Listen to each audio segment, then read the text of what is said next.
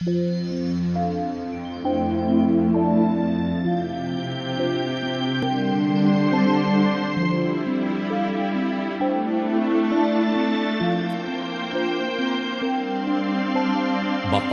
ang bumabasa at ang nangakikinig ng mga salita ng hula at tumutupad ng mga bagay na nangasusulat doon, sapagkat ang panahoy malapit na.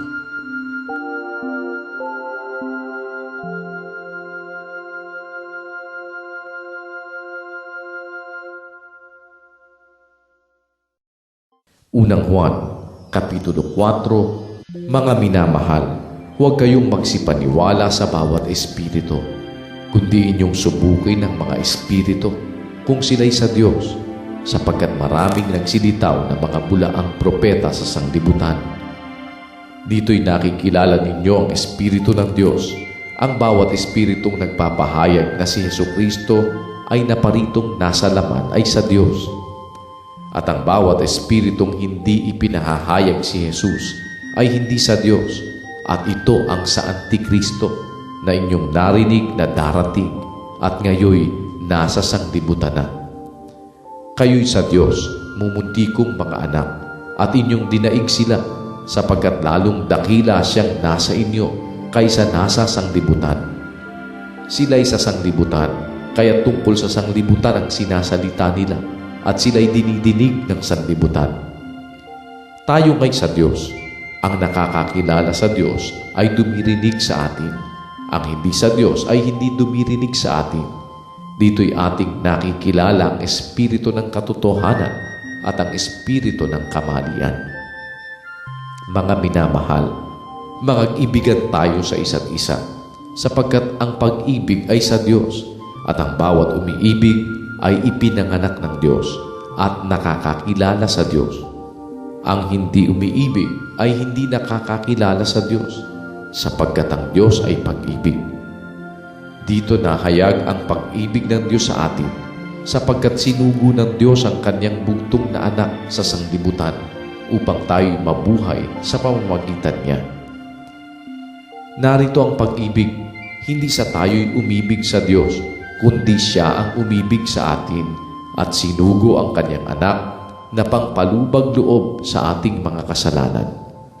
Mga minamahal, kung tayo'y inibig ng Diyos ng gayon, ay nararapat na mangag-ibigan din naman tayo. Sino man ay hindi nakakita kailanman sa Diyos. Kung tayo'y nangag-iibigan, ang Diyos ay nananahan sa atin, at ang kanyang pag-ibig ay nagiging sakdal sa atin. Dito'y nakikilala natin na tayo'y nanananahan sa Kanya at siya'y sa atin, sapagkat binigyan niya tayo ng kanyang espiritu. At nakita natin at sinasaksihan na sinugo ng Ama ang anak upang maging tagapagligtas ng sanlibutan. Ang sino mang nagpapahayag na si Jesus ay anak ng Diyos, ang Diyos ay nananahan sa Kanya at siya'y sa Diyos.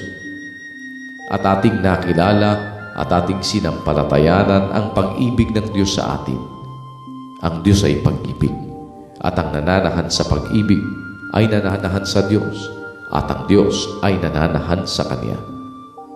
Dito'y naging sakdal ang pag-ibig sa atin upang tayo'y magkaroon ng pagkakatiwala sa araw ng paghuhukom, sapagkat kung ano siya, ay gayon din naman tayo sa sanglibutang ito. Walang takot sa pag-ibig, kundi ang sakdal na pag-ibig ay nagpapalayas ng takot, sapagkat ang takot ay may kaparusahan, at ang natatakot ay hindi pa pinasasakdal sa pag-ibig.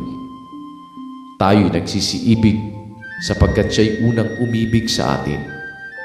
Kung sinasabi ng sino man, ako'y umiibig sa Diyos at napopoot sa kanyang kapatid, ay sinungaling, sapagkat ang hindi umiibig sa kanyang kapatid na kanyang nakita, ay paanong makaiibig siya sa Diyos na hindi niya nakita? At ang utos na itong mula sa Kanya ay nasa atin, na ang umiibig sa Diyos ay dapat umibig sa kanyang kapatid.